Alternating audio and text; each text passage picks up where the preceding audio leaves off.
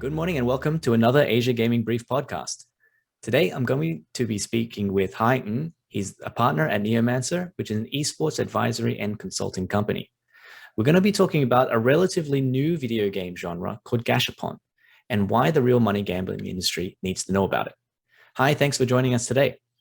Thanks for having me, Felix. So I just wanted to maybe just quickly clarify, what is a Gashapon game? How is it different from a regular video game? How is it different from social casino?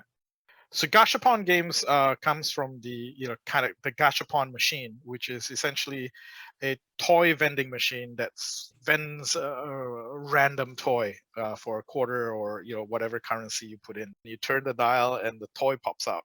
Could be a gumball, could be candy, could be a little toy. Could be a sticker, could be anything. And the digital manifestation of that is essentially games that have a loot box mechanic that is heavily based on RNG with a random number generator with odds involved. Customers would essentially pay a certain amount of money to get a Gashapon ball or box where they can open. And inside this box would contain a variety of items that could be very rare or it could be very common. Obviously, the chances of getting something very rare are very low. But the way it's integrated with these games is that these will be items that can make you more powerful, that will make you look better, gives you class, gives you kind of attraction. So it can be anything from cosmetic all the way to performance enhancing, depending on the nature of the game.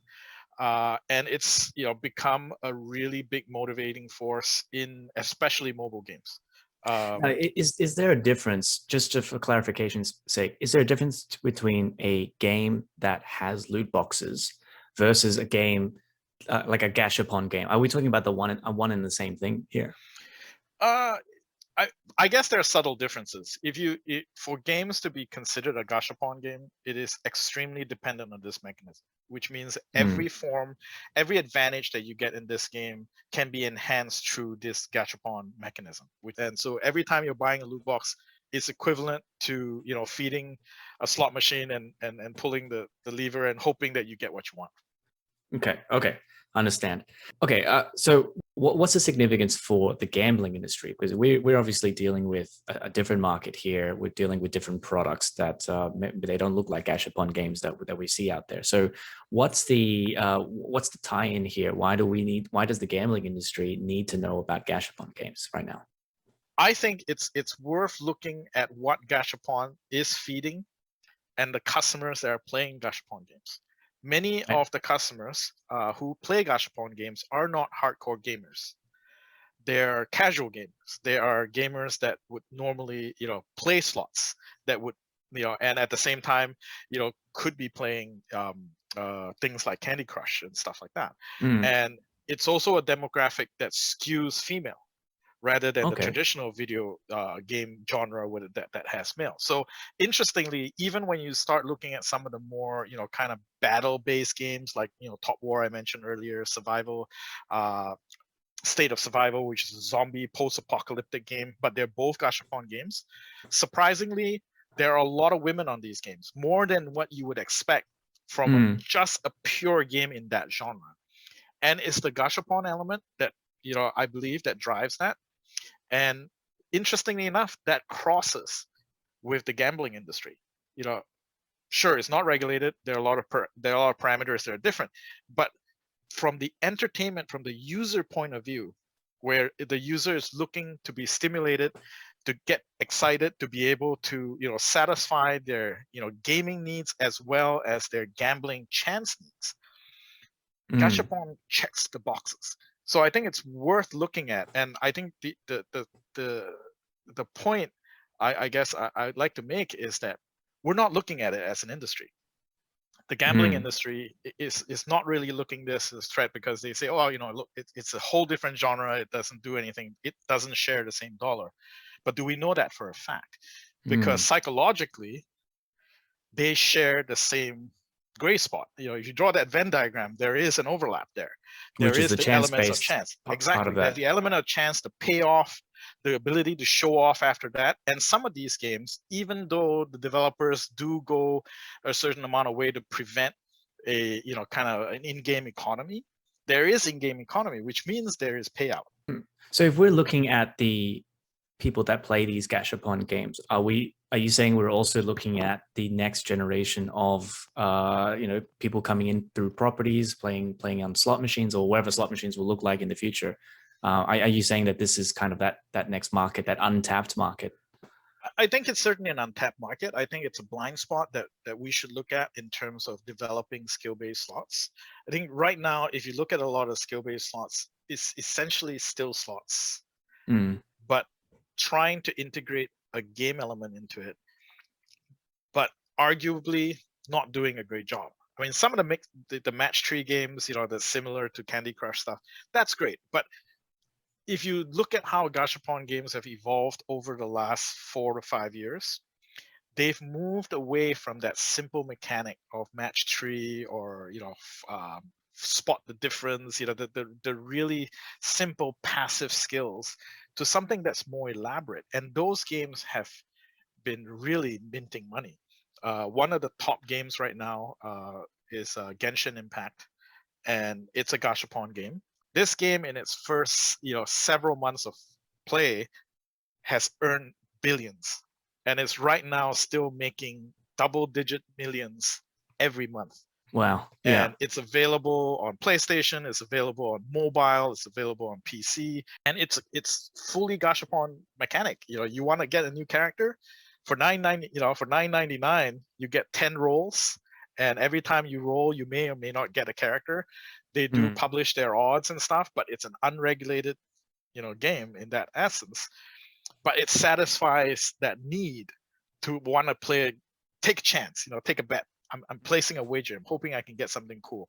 It gives you that rush when you do get something cool, and you can show it off to your friends, and so it does check a lot of the boxes.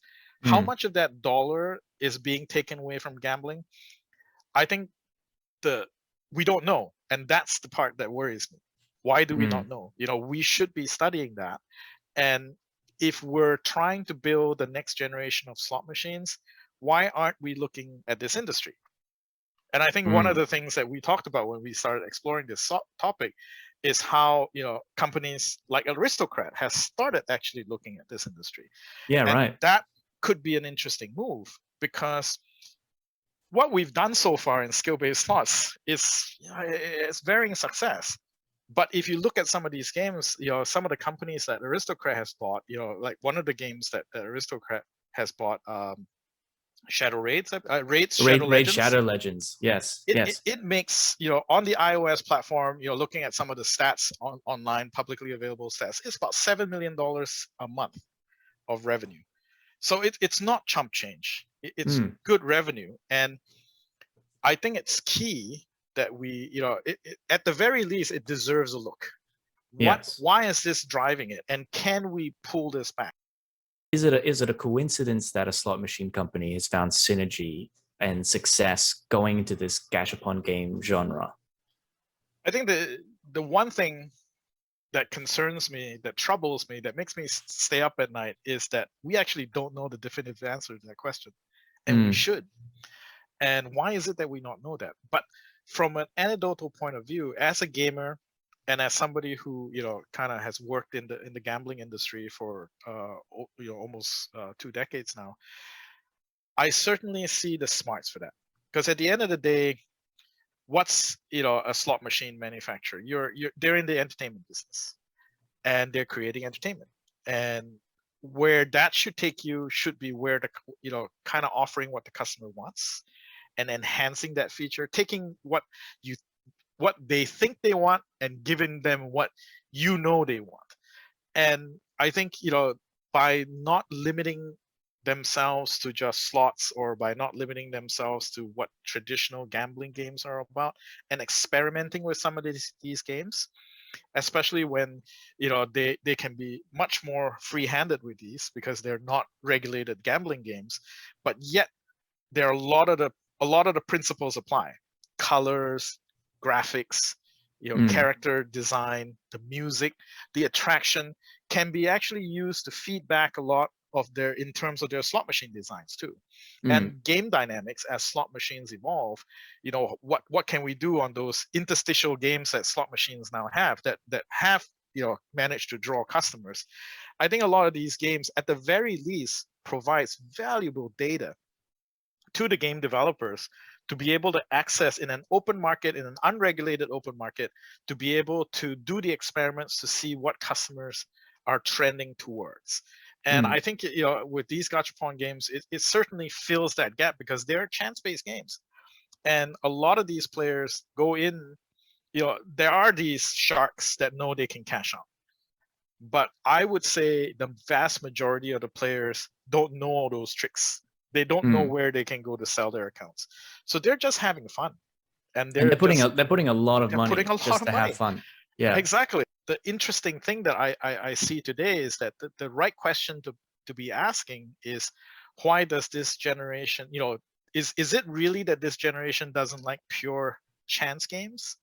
Or are the chance games that we used to play just not appealing to them anymore, that we just need to change it up?